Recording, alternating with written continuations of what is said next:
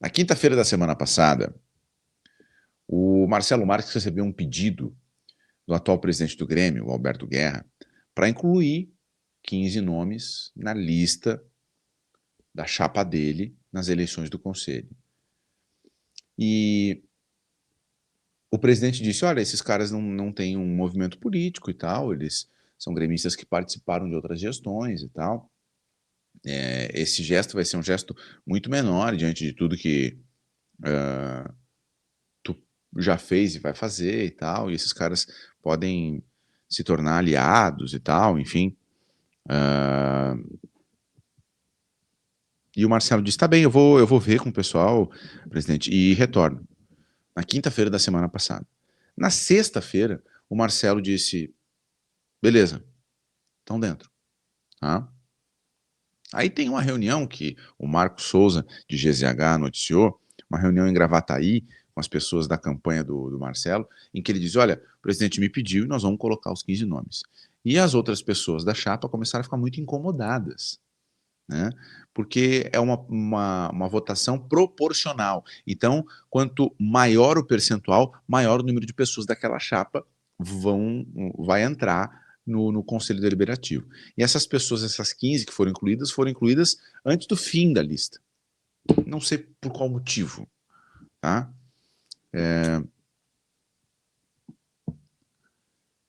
E foram essas pessoas que estão alinhadas com o Marcelo, que vazaram essa informação e que vazaram alguns dos nomes colocados ali. O problema não são os nomes. O problema não é esse pedido do presidente. O problema que fez o Marcelo ficar muito incomodado foi o vazamento por parte de quem está do lado dele. Isso fez com que ele pensasse o seguinte, pô, tá tudo certo, tá tudo bem, a gente comprou a gestão da Arena, a gente botou 10 milhões de euros para dentro do clube, estamos com um baita de um projeto, tá tudo certo, o time não perdeu nenhum Grenal, não perdeu nenhum título com a nossa gestão, e já começou fogo amigo. Aí o Marcelo disse, não, só um pouquinho, só um pouquinho. Outra coisa também, a partir da entrevista do Marcelo na Rádio Gaúcha, no Sala de Redação, aquele diz que está fora, começaram a surgir outros pequenos detalhes. O Marcelo já tinha pensado em mais de uma oportunidade, em desistir da candidatura. Ele pensou isso em mais de uma oportunidade, tá? Porque a pressão estava muito grande, né? Porque todo mundo, absolutamente todo mundo, chegava nele e dizia, pô, tem que contratar, senão o time vai cair, tem que botar mais dinheiro e tal. O Marcelo é um cara acessível, então ele recebia muita mensagem, ele recebia muito contato, não sei o que e tal. E além disso, existem outros pequenos pontos de conflito entre o Marcelo Marques e as pessoas dos movimentos políticos que convidaram ele para ser presidente. Tá? Pequenos conflitos em relação a nomes pensados para ocupar posições dentro do Grêmio a partir de 2026, quando o Marcelo se tornaria presidente. São questões menores, mas questões que existem. Ah, eu quero Beltrano para estar lá naquela posição. E o Marcelo disse, não, mas eu tenho um outro nome, assim, assim, assim, assim, assim. Não, não, mas esse cara aqui eu conheço há anos e não sei o quê, eu tenho uma ótima relação com ele. E o Marcelo dizia, não, mas isso é um cargo importante, é um cargo estratégico, a gente pode buscar no mercado, fazer um processo seletivo, vamos atrás de um outro cara assim, assim, assim, com outro perfil. Não, não, tem que ser esse cara aqui. E esses desgastes, eles foram se acumulando, se acumulando, se acumulando, se acumulando. Porque é bom lembrar que o Marcelo, ele foi procurado por movimentos políticos para ser candidato, para representar uma candidatura. Marcelo não é conselheiro do Grêmio. Marcelo nunca teve envolvimento com a política do Grêmio. Até 2025, o envolvimento político do Marcelo foi uma visita que ele fez à Arena, em que ele conheceu o presidente Romildo, e lá ele ajudou o Grêmio a contratar, a pagar umas contas, e depois se aproximou para vir ajudar a contratar o Soares. Só. Ele foi procurado por um movimento político, por um não, por vários. E aí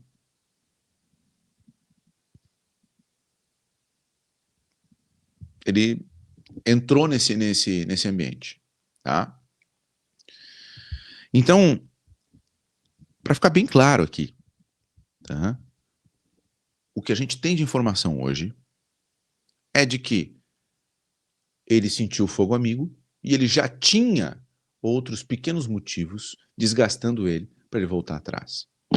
Ontem começou a rodar nas redes sociais mensagem enviada num grupo. Essa mensagem ela é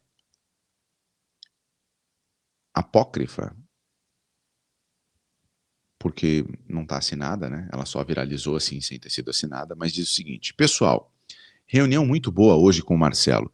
Teremos uma chapa fortíssima para o Conselho, com apoio muito forte de Celso Rigo e também do Marcelo. Nosso projeto segue firme e forte. A minha percepção particular é que o Marcelo vai retornar ao cenário político após a eleição do Conselho. Ele é um cara 100% coração, torcedorzão, verdadeiro. Ama o Grêmio de um jeito incrível e ele vai rever sua posição com calma. Temos que deixar ele respirar um pouco. São muitas mensagens, cobrança por reforços, transformaram ele em presidente antes da hora.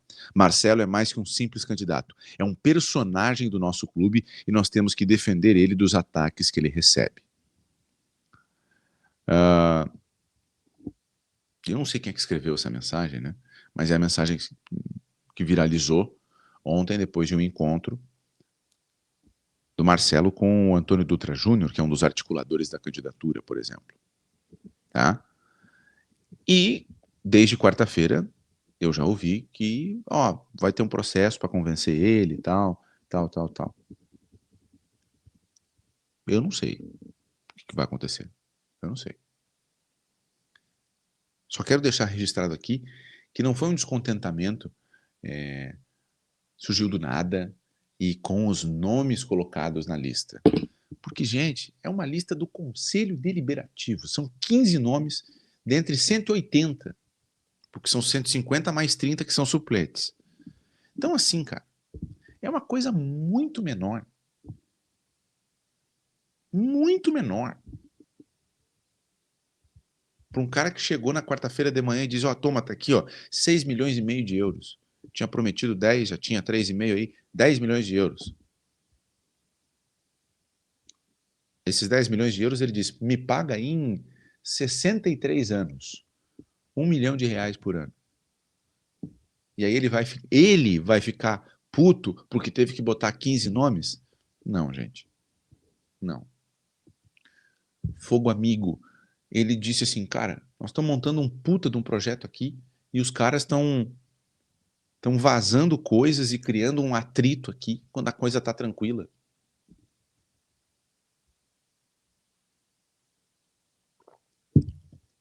E vou repetir a informação. Antes já havia o desgaste com questões pontuais. Esse nome, assim, assado, vamos fazer isso e não sei o quê. E ele dizia, cara, vamos tentar de um outro jeito. Vamos tentar fazer assim, vamos tentar assado. E as pessoas eram irredutíveis.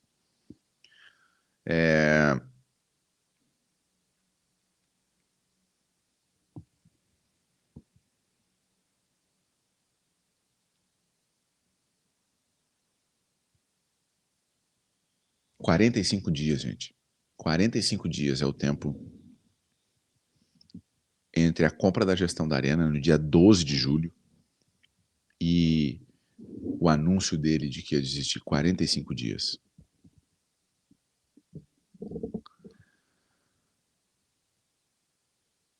É muito pouco tempo, né? É uma relação se desgasta muito rápido. Muito, muito rápido.